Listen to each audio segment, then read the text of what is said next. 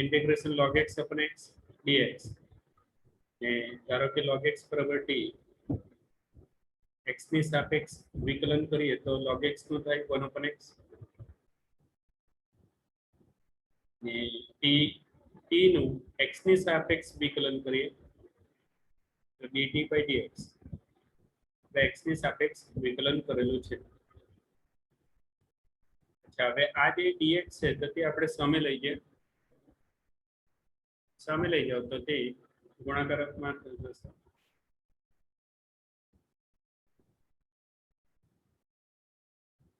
એટલે 1/x dx dt એટલે કે dx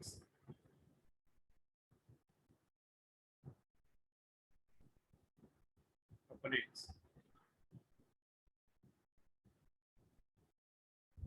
dx upon x is equal to dt.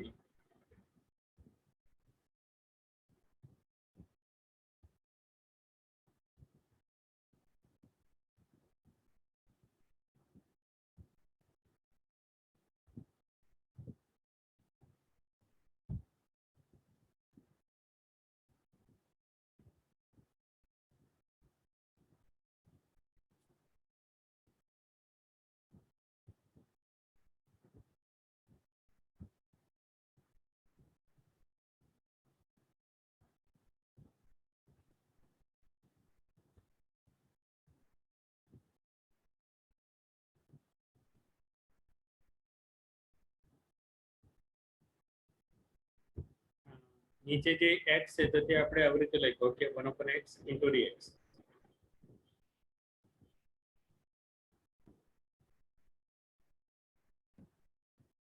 એટલે 1/x છે પછી x ના ગુણાકારમાં લઈએ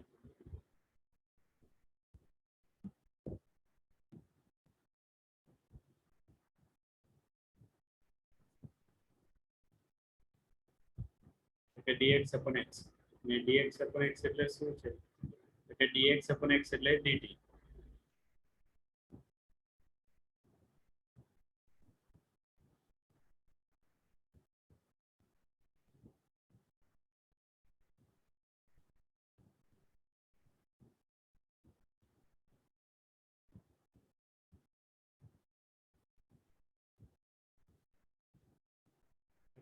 log x એટલે શું? તો સામે આપણે લખેલું કે log x એટલે t. ઓલરેડી આપણે લખેલું છે કે log x એટલે t. તો તેની કિંમત લખી દઈએ કે log x બરાબર t છે.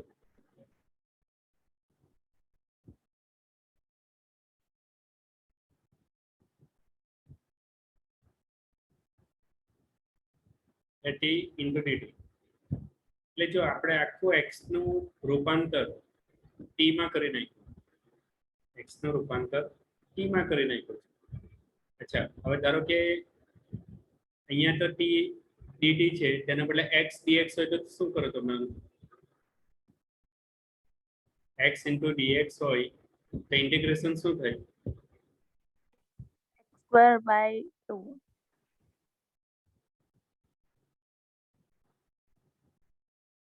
x હોય તો એનું ઇન્ટિગ્રેશન શું થાય?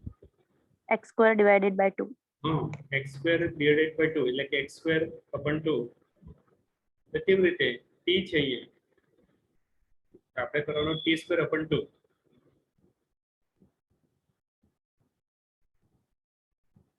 plus c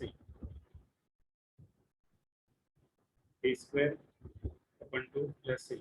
અચ્છા, હવે t ની કિંમત મૂકી દો.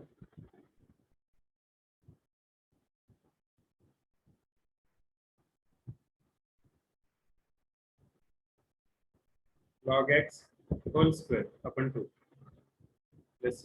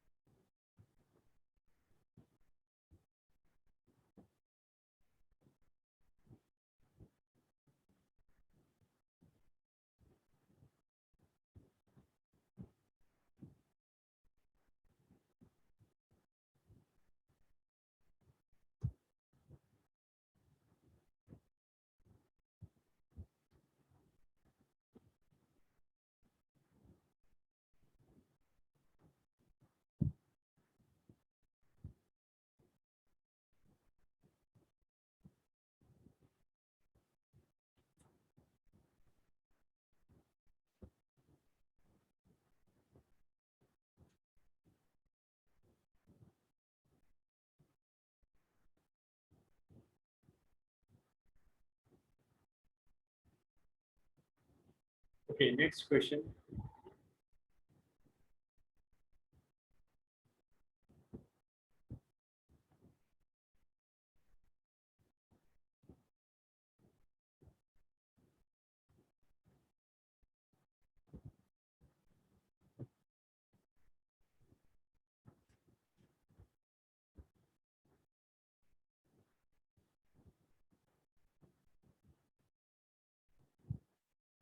જણાવ્યું છે તે તમારે આવા જે બીબીએ ના ક્વેશ્ચન છે તો તે બને ત્યાં સુધી એટેન્ડ નહીં કરવાના, ના છૂટકે જ એટેન્ડ કરવાના.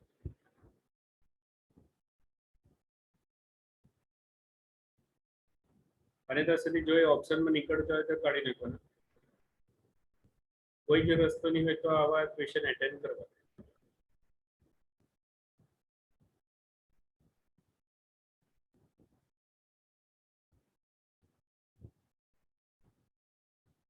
Integration 3x plus 4 upon 6x plus 7 dx. ધારો કે 6x plus 7 is equal to t. હવે આનું t ની સાપેક્ષ વિકલન કરો. t ની સાપેક્ષ જો આપણે વિકલન કરીએ તો શું થશે? ઓકે 6 એ તો એમ છે પણ x નું t ની સાપેક્ષ વિકલન કરીએ તો dx upon dt થાય 7. 7 છે અચળ સંખ્યાનો તો 0 થઈ જાય. અને t ની સાપેક્ષ વિકલન કરીએ તો t નું શું થાય? 1. 1. t ની સાપેક્ષ વિકલન કરીએ તો t નું 1 થશે.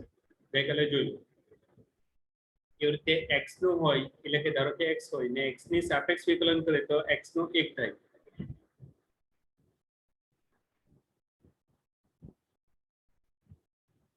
ઓકે હવે આ જે છેદમાં t છે તે સામે લઈ જાઓ. છેદમાં t છે તે સામે લઈ જાઓ.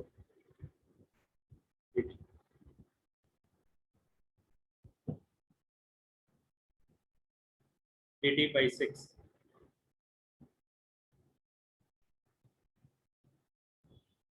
અચ્છા હવે આપણે આ જે ધારેલું છે કે 6x plus 7 આપણે ઉપર આ ધારેલું છે કે 6x plus 7 is equal to t. તો x બરાબર કેટલા?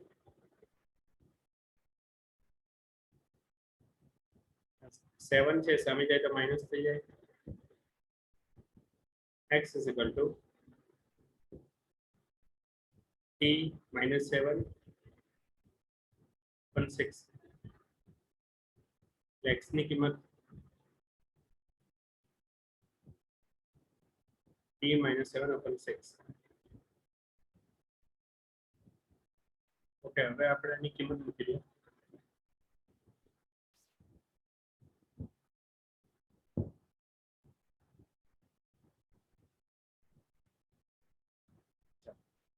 પહેલા તો છેદમાં જે છે 6x plus 7 એના બરાબર t આપણે ધારેલા છે. તો જે ધારેલો છે તે પહેલા મૂકી દો. એ 6x plus 7 is equal to t. તો નીચે t. અચ્છા dx બરાબર શું થાય? સામે જુઓ dx બરાબર dt by 6. તો dx બરાબર dt by 6 એટલે આપણે હવે લખીશું કે dx બરાબર dt by 6. એ પહેલા લખી દઉં.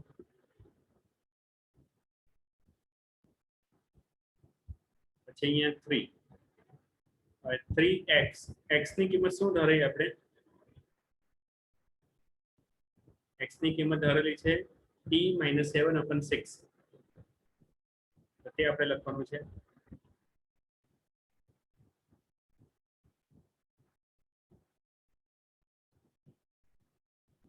પ્લસ 4.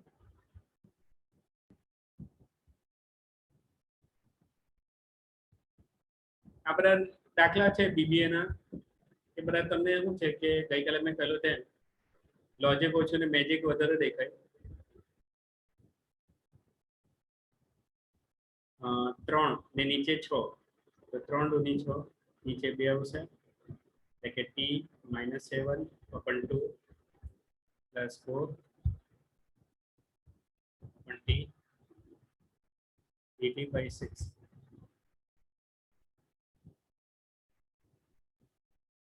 अच्छा ऊपर t -7/2 + 4 એનો એલસીએમ લો લસા લઈ લો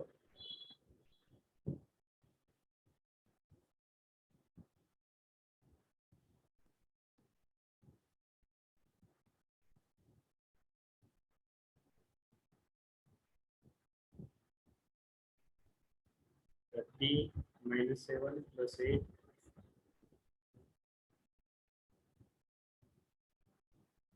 अच्छा આ છેદમાં 2 છે તે નીચે લઈ જઈએ ને ઉપર -7 + 8 -7 + 8 એટલે કે +1 નીચે 2t dt/6.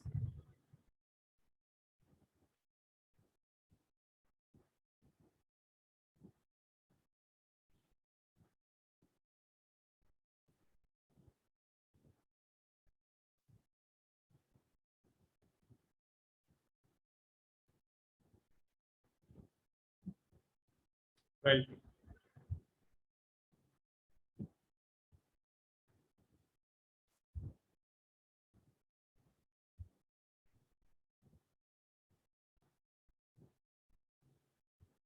2 × 6 એટલે 12 ને 12 છે તે કોન્સ્ટન્ટ વેલ્યુ છે એટલે આપણે બહાર લઈ ગયા એટલે 1/12 ઇન્ટિગ્રેશન t + 1/t ને dt.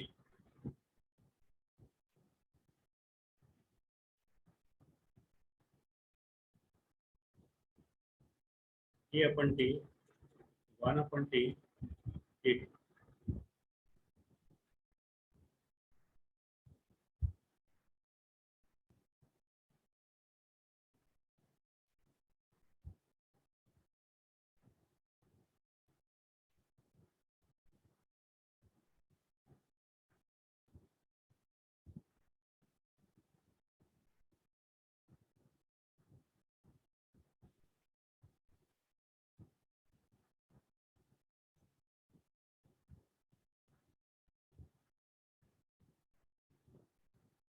अच्छा 1 એક નું શું થાય તો કે x પેલું dx હોય તો dx આપણે લખીએ પણ અહીંયા dt છે તો આપણે શું લખવાનું t એટલે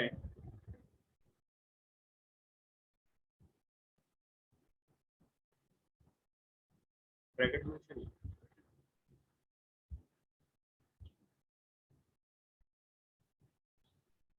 તો ઇન્ટિગ્રેશન 1 આનું થશે t એક હોય સામે જો બાજુમાં dx હોય તો આપણે x લખવાનું પણ અહીં બાજુમાં dt છે તો આપણે t લખવાનું 1/t 1/x હોય તો log x થાય તેવી રીતે 1/t હોય તો log t થાય પ્લસ c.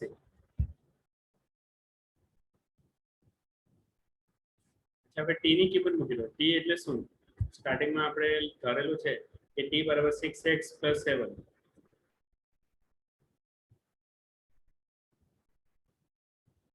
log t બરાબર શું થયું એટલે કે log t ની કિંમત છે 6x + 7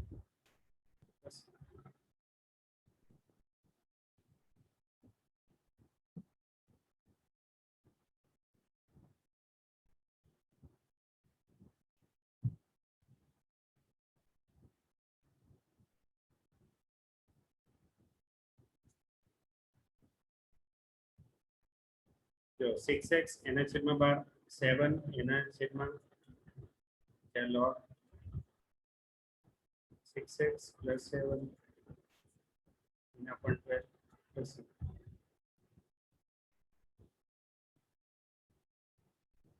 6/12 એટલે કે x/2 7/2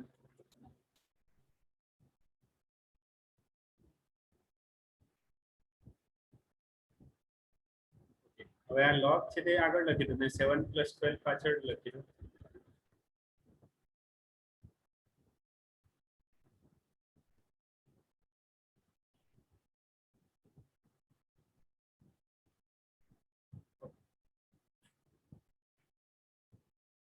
હવે એ કેવું કે આ 7 પ્લસ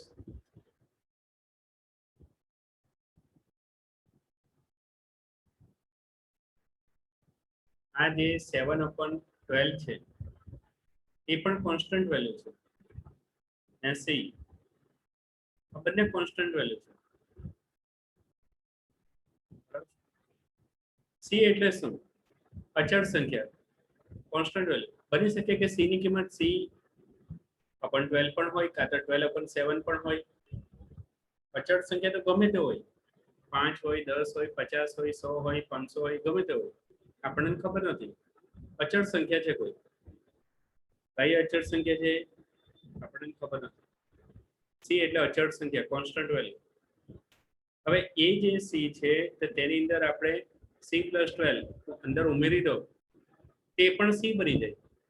અચળ સંખ્યા એટલે કોઈ પણ અચળ સંખ્યા, ખ્યાલ આવે છે? એટલે સી ની કિંમત શું છે આપણે જાણતા નથી. સી ની કિંમત 1 પણ હોય, 10 પણ હોય, 50, 500, 1000 ગમે તે હોય, આપણને ખબર નથી. તો આ જે 7 એના છેદમાં 12 એને સી ની અંદર ભેળવી દો, મિક્સ કરી દો. સી ની અંદર ભેળવી દો, મિક્સ કરી દો, તે પણ સી બની જશે. એટલે દૂધમાં સાકર એના જેવું છે.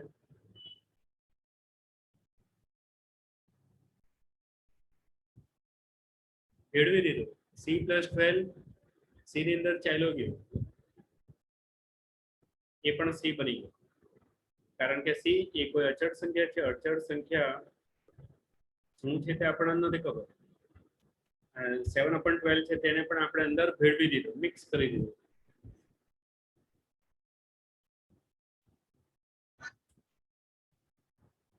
હવે 7/12 દેખાવાનું નથી. બસ આ આપણો ફાઇનલ આન્સર આવી ગયો. ફાઇનલ આન્સર આ છે x/2 plus log 6x plus 7/12 plus 6.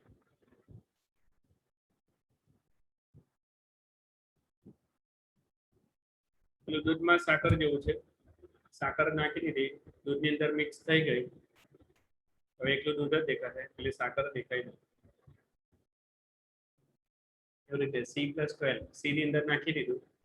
હવે 7/12 નથી દેખાવાનું, ખાલી આપણને સી દેખાય. બંને અચળ સંખ્યા છે. 7/12 એ પણ અચળ સંખ્યા, સી એ પણ અચળ સંખ્યા છે.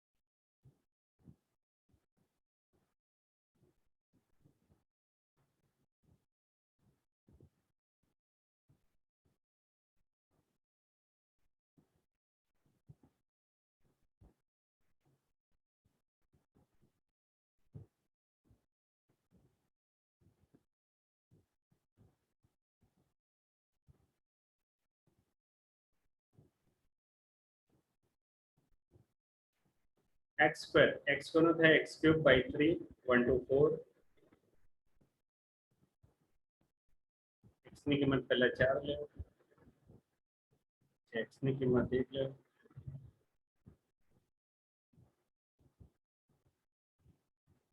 ચાર ના 3 ઘાત 64.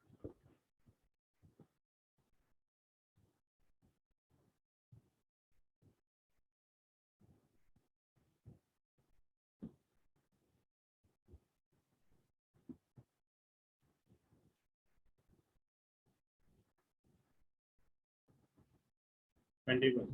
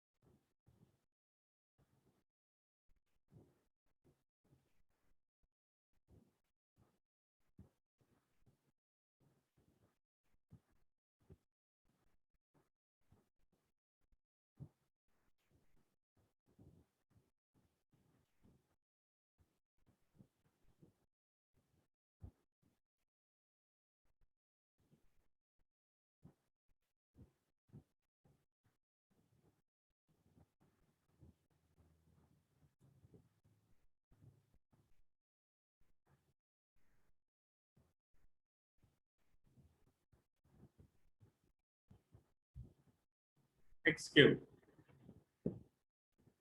તો એક્સ ની કિંમત પહેલા 2 મૂકો.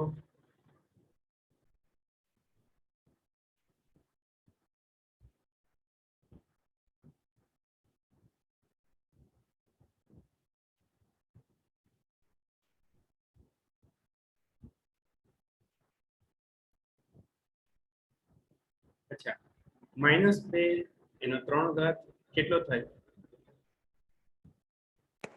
-8. -2 નો 3 ઘાત -8. એકી ઘાત હોય તે પ્લસ થઈ જાય, પણ એકી ઘાત હોય તો માઇનસ રહે. એટલે અહીંયા એકી ઘાત છે, -2 નો 3 ઘાત છે, તો એ -8 એટલે માઇનસ રહેશે.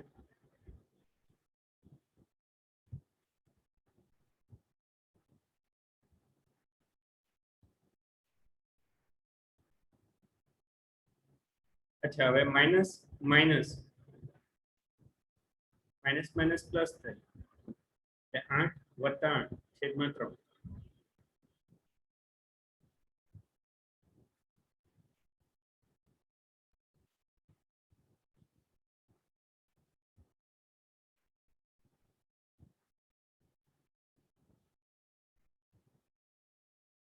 સોળ + 12 28. 28 / 3 એ આપણો ફાઇનલ આન્સર.